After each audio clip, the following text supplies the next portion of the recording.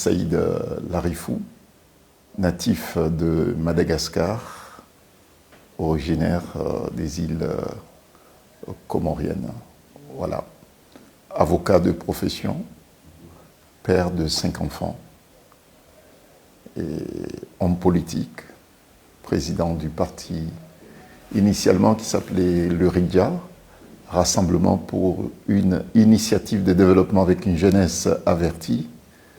Et le parti s'appelle désormais RIDIA PACTEF, Patriote africain des Comores, pour l'éthique, le travail et la fraternité.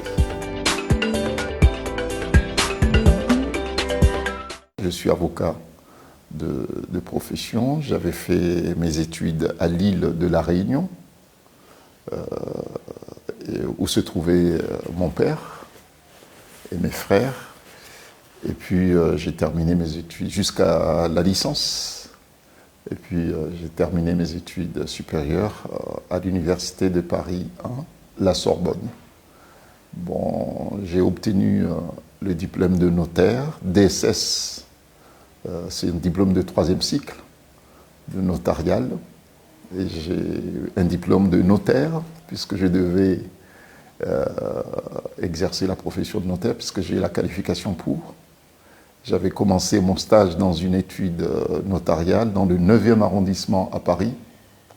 J'avais fait combien? À peu près 5-6 mois de stage, mais je ne me retrouvais pas. Je trouvais que c'était un peu mou et que j'avais du mal à arbitrer des gens qui venaient se chamailler pour l'héritage, des gens de la même famille qui venaient se chamailler, se taper, s'engueuler pour histoire d'héritage. Je ne me retrouvais pas. Je me suis dit non, c'est pas ma voie. J'ai besoin d'action, j'ai besoin d'engagement, j'ai besoin de faire bouger un peu les lignes. Et j'ai demandé à un ancien professeur de La Réunion si c'était possible pour moi d'obtenir un stage pour voir si la profession d'avocat, c'est une profession que j'ai haïssée, si la profession d'avocat finalement pouvait me convenir. Il m'a donné son accord et tout de suite j'ai pris le premier vol qui partait à La Réunion. J'ai prévenu mon maître des stages bien sûr puisque c'était mon professeur. Mon maître des stages dans l'étude notariale, c'était mon professeur, donc je l'ai prévenu que j'allais mettre fin à mon stage. Et j'avais prévenu également le professeur qui dirigeait ma thèse, puisque je m'étais inscrit à Paris, au Panthéon-Sorbonne, pour une thèse de doctorat sur le droit et les religions. J'ai prévenu mon professeur, directeur de ma thèse, comme quoi je partais à La Réunion pour faire un stage d'avocat et voir si la profession d'avocat allait me convenir. Dès que j'ai mis mes pieds dans un cabinet d'avocat, premier, deuxième, troisième jour, je me suis dit enfin, c'est ma voie. Et que l'appréhension que j'avais de la profession d'avocat, qui m'a orienté vers le notariat, était la plus mauvaise de l'appréhension. Et puis, troisième jour après, je me suis dit que, écoutez, je suis fait pour exercer cette profession d'avocat. Et puis, c'était une longue et une très, très belle aventure après, qui m'a conduit où est-ce que je suis en ce moment. Une profession que j'exerce toujours avec passion, avec autant d'amour et puis beaucoup d'engagement, puisque j'ai prêté serment comme avocat le 4 décembre 1994. Donc là, ça fait 30 ans que je suis avocat. Le 4 décembre 1994. 3 mois après, on m'appelle pour prendre la défense de la famille d'un jeune Comorien qui a été assassiné par les colleurs d'affiches du Front National à Paris. Non, à Marseille plutôt, toutes mes excuses. Et j'ai beaucoup réfléchi avant d'accepter cette mission. Mon maître des stages a appris que j'étais sollicité pour assurer la défense de cette famille. Est venu vers moi pour me demander pourquoi j'hésite. Je dis parce que je ne me suis pas préparé. Il est passé derrière moi, est allé chez moi, il a pris ma valise, mes vêtements, et puis mes pièces d'identité. Il est allé dans une agence de voyage, il a pris un billet d'avion, il m'a invité à déjeuner, on a déjeuné ensemble, et puis après le déjeuner, il a pris la direction de l'aéroport sans que je sache que j'allais partir à Marseille pour ce grand rendez-vous pour l'histoire. Et là, je me suis retrouvé, moi qui étais civiliste, puisque je n'étais pas pénaliste, j'étais civiliste dans la mesure où j'étais notaire. Et je me suis retrouvé dans un dossier pénal extrêmement lourd, avec des conséquences inimaginables. Bon, voilà, donc je me suis découvert, j'ai découvert ma vocation à travers ce dossier. C'était 3 mois après ma prestation de serment. Et puis après, j'ai eu du mal à me départir de cette image de pénaliste, et puis je fais mon chemin. Voilà, et puis à partir de là, c'est un choix, c'est une orientation qui a marqué ma carrière d'avocat, avec des hauts et des bas, des contrariétés, des coups bas, et puis des bas et des hauts, quoi, voilà. C'est une orientation professionnelle qui a eu des conséquences, même dans ma profession, puisque j'ai eu à répondre à des faits, à des poursuites pénales pour histoire de fiscale. Et puis, bon, mais c'est une parenthèse. Bon, j'ai eu heureusement des occasions et des opportunités, et puis des soutiens qui m'ont aidé à surmonter toutes les épreuves. Et puis, il y a eu aussi, il faut dire des choses, il n'y a pas que ça, il y a eu des arrestations, il y a eu des violences exercées sur ma personne en pleine plaidoirie, parce qu'il fallait défendre des libertés de la presse, en pleine plaidoirie, interpellé par des gendarmes, placés en garde à vue. Je ne peux même pas vous dire le nombre de gardes à vue que j'ai effectués. Donc, je ne m'attendais pas à ça. Lorsque j'ai décidé de quitter l'étude notariale à Paris, dans le 9e, je ne savais pas quels étaient les rendez-vous qui m'attendaient. Et lorsque j'ai fait le choix de rentrer à l'île de la Réunion pour le stage dans un cabinet d'avocats, qui était mon professeur à l'île de la Réunion, je ne savais pas que c'était un départ pour des rendez-vous qui allaient marquer ma vie. C'est M. Mlamali qui m'a convaincu à la fois à faire des études de droit et m'a convaincu aussi de faire de la politique. Pourquoi? Parce que il a dit, écoute, moi je pouvais, si c'était la politique politicienne, je t'aurais demandé de suivre les partis politiques qui existent. Mais il faut à ce pays un moment, je ne sais pas si c'est aujourd'hui ou demain, mais il faut à ce pays, les Comores, une politique de rupture qui soit incarnée, pas par ceux qui sont déjà là, qui ont des habitudes et qui vont véritablement rien faire, mais il faut une autre vision, il faut une vraie rupture qui oriente, qui chamboule tout et qui ramène le pays vers de nouvelles horizons, puisque ce que nous voyons avec cette jeunesse qui arrive n'amènera les Comores nulle part.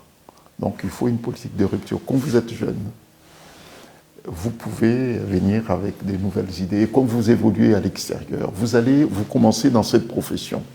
Vous allez subir et vivre avec des expériences venant d'ailleurs qui pourraient être utiles au pays. Peut-être pas aujourd'hui, ça va être très difficile puisqu'il y a des gens qui sont là, qui ont des habitudes. Il y a des mécanismes qui sont forts. Il y a des pesanteurs qui sont encore très très bien ancrés, qui vont vous résister. Mais avec le temps, vous allez avoir des difficultés dans un premier temps, mais il arrivera un moment où votre façon de faire et puis vos relations, vos expériences seront très utiles au pays. Voilà. D'où l'idée de mettre en place le parti qui s'appelait le Rassemblement pour une initiative de développement avec une jeunesse avertie qui était née à l'île de la Réunion et qui s'est installée dans la diaspora à Marseille et à Paris. Et puis nous sommes allés aux Comores. Et les premières expériences politiques pour nous, c'était après le coup d'État, le premier coup d'État d'Azali Assoumani, celui qui est chef de l'État en ce moment. J'ai demandé au président Mlamali, puisque c'est lui qui était le président du parti, Je lui ai proposé de se porter comme candidat. Il a dit non, il ne veut pas. Et moi, je ne pouvais pas être candidat. J'étais le secrétaire, mais je ne pouvais pas être candidat puisque je n'avais pas l'âge. J'avais 35 ans. Et pour être candidat, il fallait 36 ans. Et comme l'Amali ne pouvait pas se présenter, je cherchais un candidat. Et on n'a pas trouvé de candidat au poste de président. Bon, je lui ai dit, écoutez, je vais me porter candidat au poste de gouverneur. C'est la présidence de l'île, puisqu'il s'agit d'un archipel. Et là, je me suis présenté à la présidence de l'île de la Grande Comore. Et à l'époque, il y avait 15 candidats. Moi, je suis arrivé novice en politique, je suis arrivé en 4e position. Et bon, voilà, ça c'est la première expérience. Et puis, il y a eu une deuxième tentative. Là, je suis arrivé au 2e tour. Et puis, 3e tentative, on était au 2e tour également, la présidence de l'ensemble de l'État. Au 2e tour. Donc j'étais 2 fois au 2e tour de l'élection présidentielle.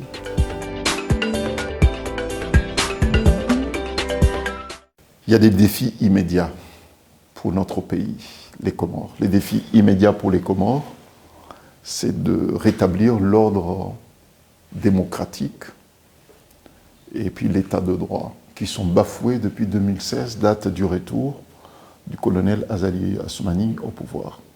Azali a réussi ce qu'aucun Comorien n'a réussi à faire de notre pays, de faire de notre pays un pays sans loi ni foi. Il a réussi en l'espace de peu de temps à tout démolir ce que nous avons hérité de nos aînés, de nos parents. Il a démoli le socle des valeurs qui faisaient que le Comorien pouvait se sentir fier d'être Comorien, fier d'être musulman et fier d'être africain. Il a fait de nous des gens complètement sans identité et sans fierté, des mendiants. Il a fait de nous des gens qui n'ont aucune perspective d'avenir. Il a démoli notre identité, il a démoli notre religion, il a démoli nos traditions. Pour la simple bonne raison, c'est qu'il veut être seul au pouvoir et mourir au pouvoir et faire hériter son fils, les Comores. Et ça, c'est le défi immédiat que nous avons, que tous les Comoriens ont, c'est de faire partir Azali à la tête de l'État comorien. On pouvait espérer le faire démocratiquement, puisqu'il est arrivé au pouvoir. Son retour s'est passé par des élections, plus ou moins régulières, mais il y a eu quand même une compétition qui était très, très, très ouverte. Et depuis qu'il est revenu au pouvoir, il a tout verrouillé, il a cassé les opérateurs économiques comoriens pour les rendre mendiants, dépendants de lui. Il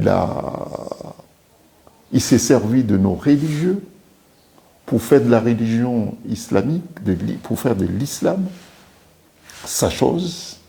Il est allé jusqu'à s'autoproclamer al-imam Azali, alors qu'il est colonel. Vous voyez jusqu'où al-imam le guide. Et donc, il a un profil très dangereux pour notre pays. Il a un profil très dangereux pour les générations futures des Comoriens.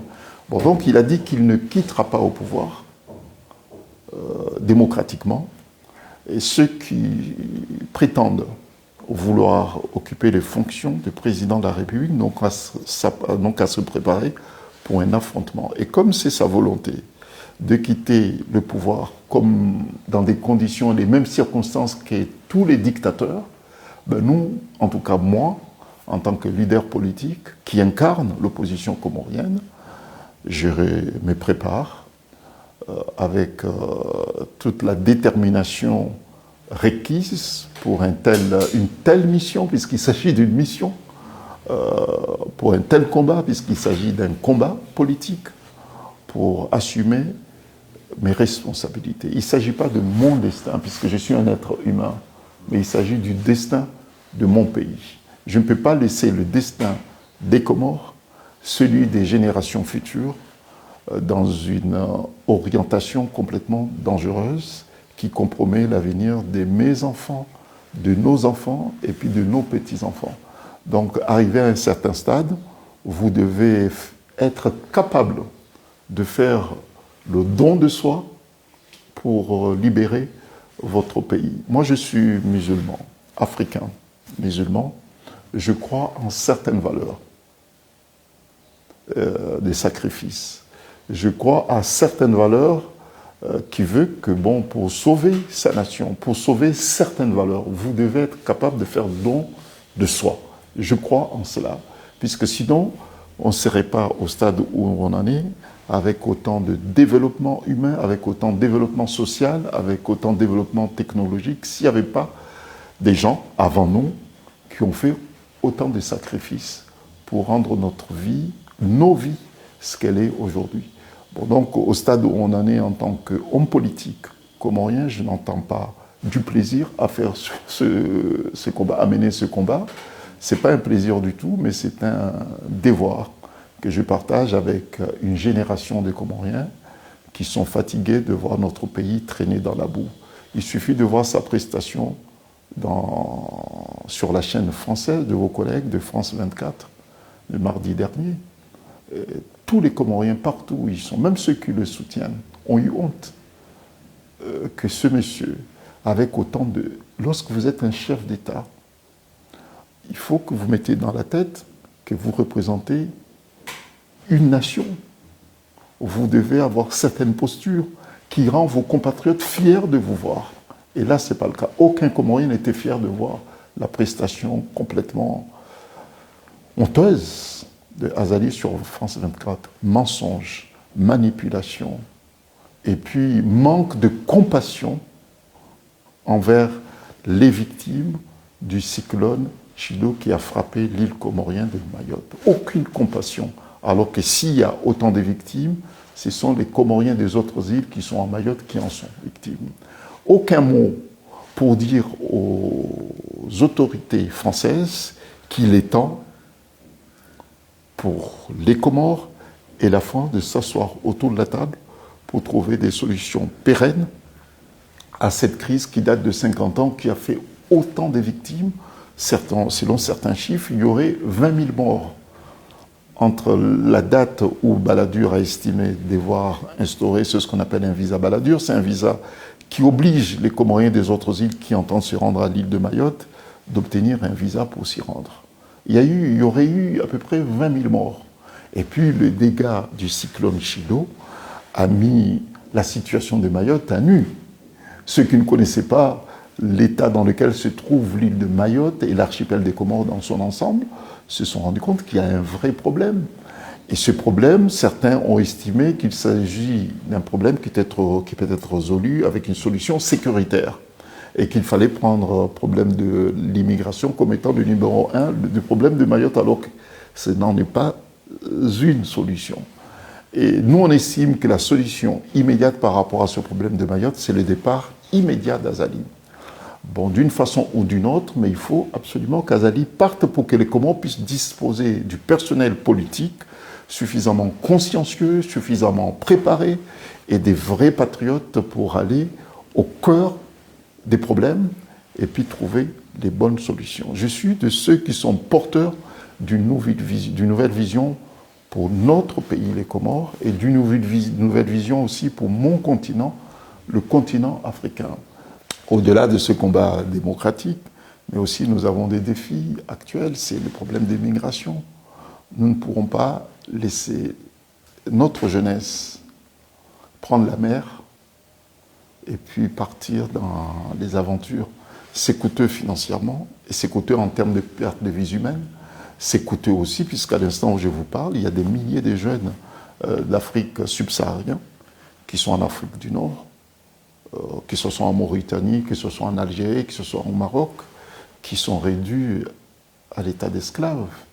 Et tout. Bon, donc, ça aussi, c'est un défi immédiat qui est à notre portée. Lorsque on parle des défis africains, et moi, j'ai du mal, en tant qu'Africain, à accepter que la libre circulation des Africains en Afrique soit encore une utopie pour certains.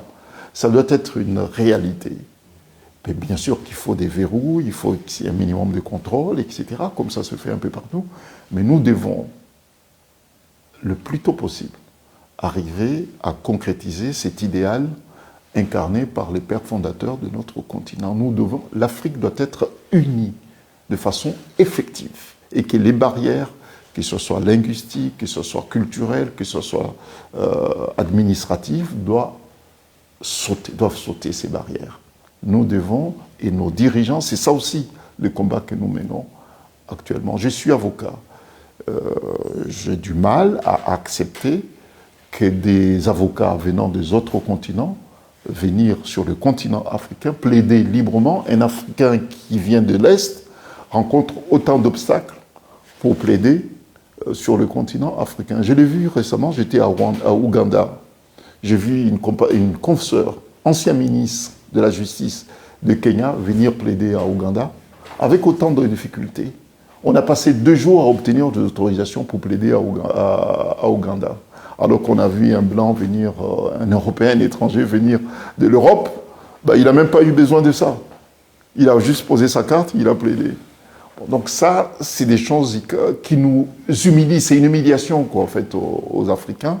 Et ça, j'en suis certain, que la génération des dirigeants que nous avons actuellement, que ce soit ici au Sénégal ou bien d'autres pays africains, sont conscients de cela.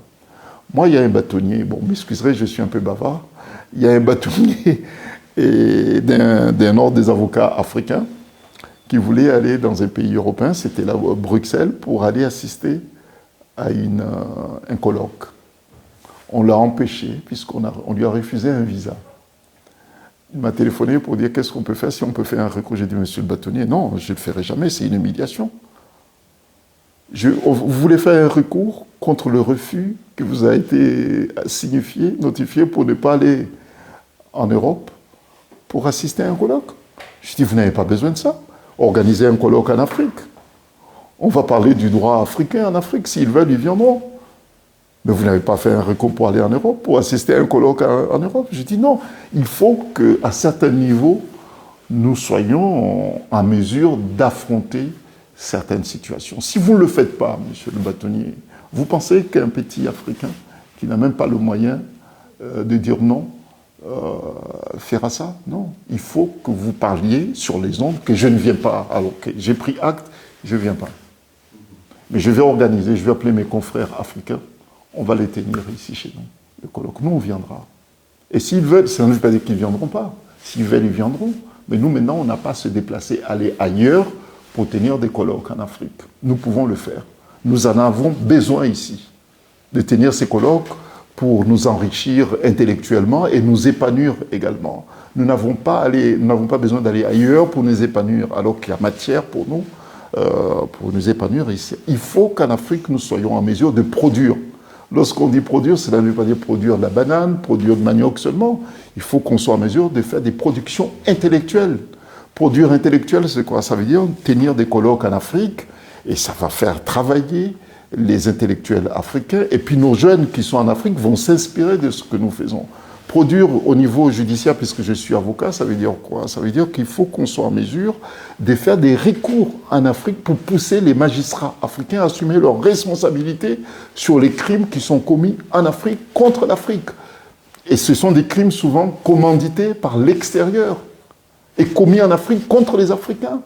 Mais tant que les magistrats africains ne seront pas saisis par des avocats africains, les magistrats ne peuvent pas s'auto-saisir de certaines choses, il faut qu'ils soient saisis. Donc ça aussi, lorsqu'on parle de souveraineté, ce n'est pas seulement au point de vue alimentaire, on parle de souveraineté alimentaire, on parle de souveraineté politique, on parle de souveraineté militaire, mais la souveraineté, étant avocat, je la vois aussi dans mon domaine, souveraineté judiciaire.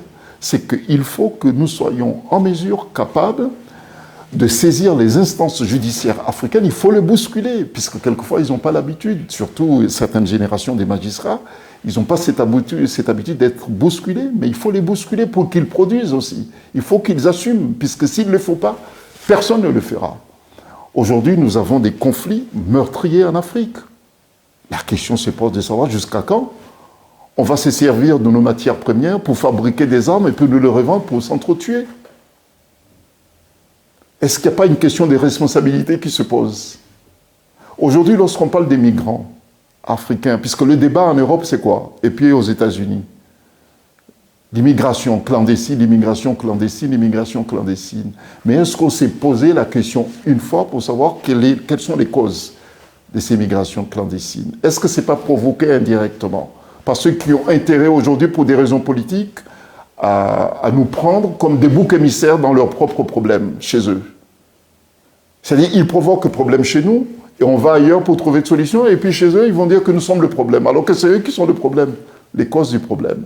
Ils soutiennent des dictateurs, mais comment quelqu'un comme moi, qui a mon cabinet aux Comores, à Moroni, qui pour des raisons de sécurité, quitte les Comores et qui laisse son cabinet aux Comores, trouve refuge quelque part, parce que le dictateur comorien, il est soutenu par l'Union africaine, qui voit la mascarade qui s'est produite aux Comores.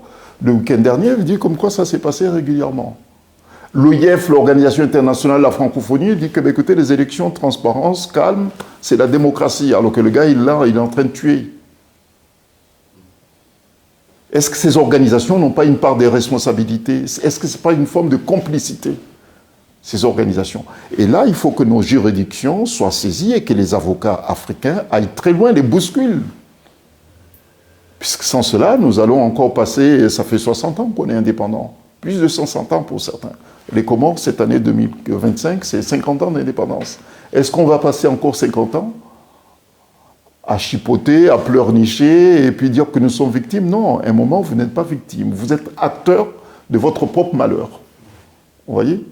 Et qu'on ne peut pas perpétuellement nous renfermer pour dire que les X, Y, ils sont responsables de ce qui nous arrive. Non.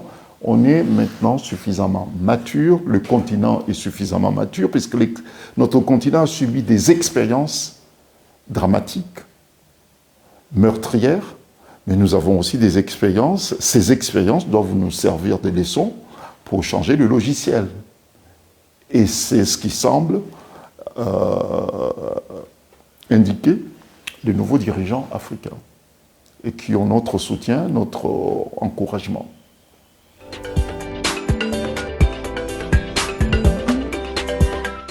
Je suis de ceux qui, en Afrique,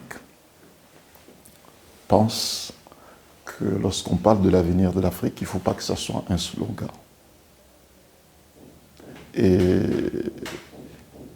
je suis de ceux qui croient en l'avenir de notre continent. Je m'inscris dans le dynamisme enclenché par des nouveaux dirigeants. On le voit plus nombreux et plus réactifs et inspirants en Afrique de l'Ouest et en Afrique de l'Est également. Il y a des dirigeants qui, sans être en opposition avec aucun autre État, avec une autre puissance ou bien avec un autre continent, mais affirment leur africanité. Et ça, c'est extrêmement important. Lorsque l'africanité est incarnée et assumée par des dirigeants politiques, le peuple suit. Et nous avons besoin de ça. Nous avons besoin des dirigeants qui aiment l'Afrique. Nous avons des dirigeants qui, sans l'africanité dans leurs actions, ils inspirent la population, ils rendent la population africaine davantage fière d'être africain. Et ça, c'est très, très, très important si cela est incarné par des vrais patriotes africains. Et c'est pour cette raison que je mets à la disposition de ces dirigeants le peu de moyens, le peu d'enthousiasme que j'ai pour les accompagner, puisque je sais que leur réussite fera gagner toute l'Afrique. Il faut leur donner les moyens, il faut les soutenir. C'est pas facile, puisqu'on est dans un monde de compétition. Chacun voudrait gagner plus que l'autre, mais il n'y a aucune raison à ce que l'Afrique ne soit pas au rendez-vous, non pas du monde mondial, mais au rendez-vous de l'Afrique. Je pense qu'il faut que nos prétentions, il faut que nos ambitions soient d'abord des ambitions africaines. il faut que nous, les dirigeants africains, nous affichions d'abord, il ne faut pas qu'on soit trop prétentieux non plus. Nous avons des défis africains. Les solutions doivent venir des dirigeants africains. Nous n'avons aucune responsabilité par rapport à ce qui se passe dans le monde. Nous ne voulons pas devenir des gendarmes du monde. Nous avons nos propres défis africains qui peuvent être des défis mondiaux, mais c'est à nous, les Africains, d'imposer les solutions par rapport à nos problèmes africains. Et là, la voie empruntée par les nouveaux dirigeants africains, et notamment ceux qui sont en Afrique de l'Ouest, et je salue, et je suis très fier d'avoir, à ma modeste place, contribué à la victoire du projet, ici au Sénégal. Maintenant, je suis très admiratif de la stratégie, de la méthodologie employée pour que le projet se concrétise. D'abord fier d'avoir, à ma modeste place, contribué à sa réussite.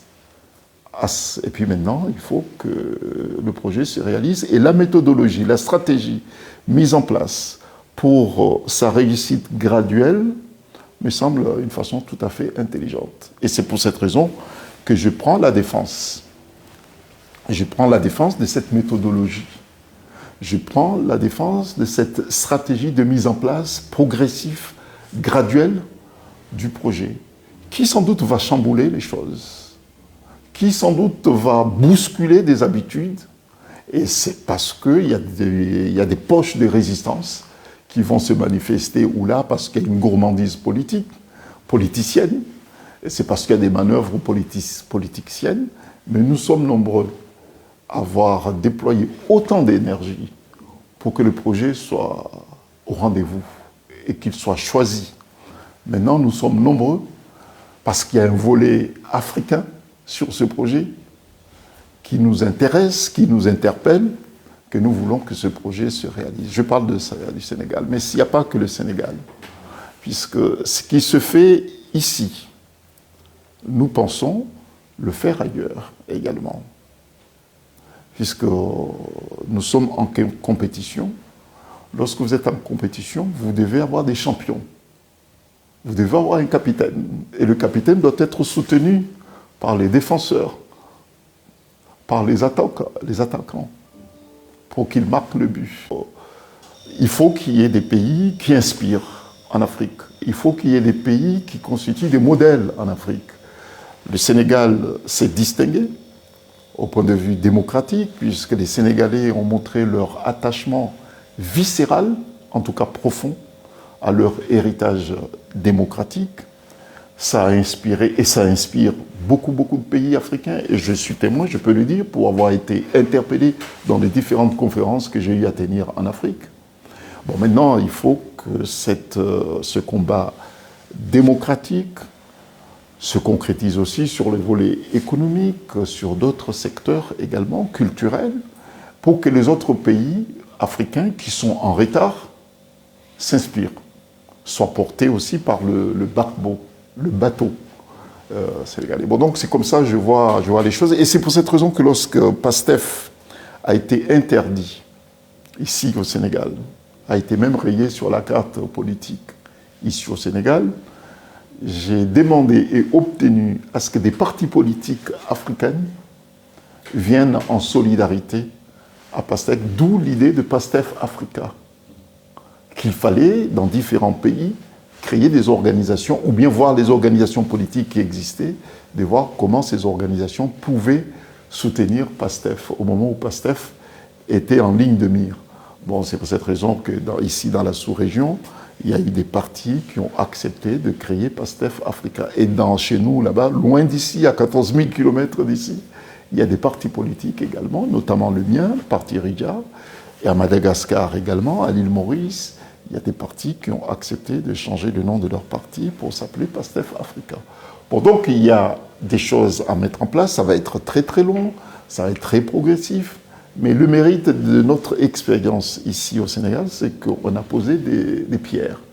Et puis bon, on verra avec le temps ce qui se fera. Mais le fait d'avoir posé des pierres Ça permet d'espérer et puis de travailler pour une Afrique unie, une Afrique solidaire, une Afrique fraternelle, et puis une Afrique humaniste et démocratique. C'est ça l'idée de PASTEF Africa, en fait. L'unité, fraternité, solidarité, humanité, et dans un esprit de tolérance et démocratique.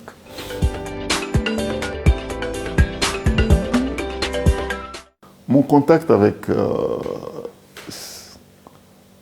Monsieur le Premier ministre, c'est le destin. Je pense que nous sommes tous, enfin, moi je suis croyant, moi je pense que c'est le destin. J'étais loin de penser que je pouvais devenir, être associé à mes éminents et brillants confrères du Sénégal, et puis assurer sa défense. Je voyais ce dossier un peu loin, comme l'actualité africaine. Lorsque j'ai eu l'honneur de recevoir un coup de fil, de discuter avec le Premier ministre, et puis me demander d'apporter ma contribution à sa défense, je me demandais mais qu'est-ce que je pouvais apporter, puisqu'il y avait les meilleurs de la place, dans le collectif, les meilleurs. Et puis, bon, je me suis dit, bah, écoutez, je vais apporter un témoignage africain, puisque le combat que vous portez, Monsieur le Premier ministre, Monsieur le Président, le combat que vous portez, ce n'est pas un combat sénégalais seulement, mais c'est un combat africain. Nous avons besoin d'une visibilité. L'Afrique a besoin d'une visibilité par rapport à un combat politique. Nous avons besoin que la politique africaine soit portée sur la base des valeurs. Et là, vous êtes en train de le faire. Donc oui, je viens pour donner une visibilité africaine à votre combat, puisque c'est le nôtre aussi. Voilà. Ça, c'était le premier contact avec lui. Et j'ai senti qu'il y avait une identité de combat, une identité des valeurs vraiment africaine. Ousmane Sonko, il aime l'Afrique. C'est un Africain convaincu. C'est un souverainiste. Et puis, il porte des valeurs de l'islam dans tout ce qu'il fait, etc. Et puis, j'ai constaté aussi qu'il y a des similitudes dans son parcours, dans sa façon de voir, avec ce que j'ai subi. Je ne sais pas le nombre de gardes à vue que j'ai subi. J'ai fait la prison pour des raisons politiques. J'étais assigné à résidence. J'étais mis en faillite professionnellement. Il y a eu tentative de me tuer professionnellement, qu'il fallait liquider, qu'il fallait le humilier, qu'il fallait ceci, cela. Lui, il a été rayé de la fonction publique. Ça, les gens ont tendance à oublier, maintenant qu'il est Premier ministre. Les gens ont tendance à oublier que Ousmane Sonko, il a vu certains de ses proches mourir, assassinés. Il a vu ses militants ont été assassinés, ses militants. Et il y a des centaines de ces militants qui ont fait la prison injustement. Ça, les gens ont tendance à oublier, surtout maintenant que la machine judiciaire se met en place. Il y a certains qui parlent qu'ils n'ont pas peur. Mais personne n'a peur, justement. Et pour ne pas avoir peur, il faut avoir de la conviction. Il n'y a que les gens qui ont des convictions qui n'ont pas peur. Les gens qui ont des convictions, eux, ils n'ont pas peur. Bon, donc, c'est PASTEF, les militants de PASTEF, qui ont fait preuve de détermination, qui ont été guidés par les valeurs qu'ils incarnaient, qui n'avaient pas peur. Personne. Personne. Puisqu'il y avait que leur conviction qui les guidait. Moi, j'ai vu une jeune femme, de PASTEF, une jeune fille de peut-être 25-26 ans, stagiaire.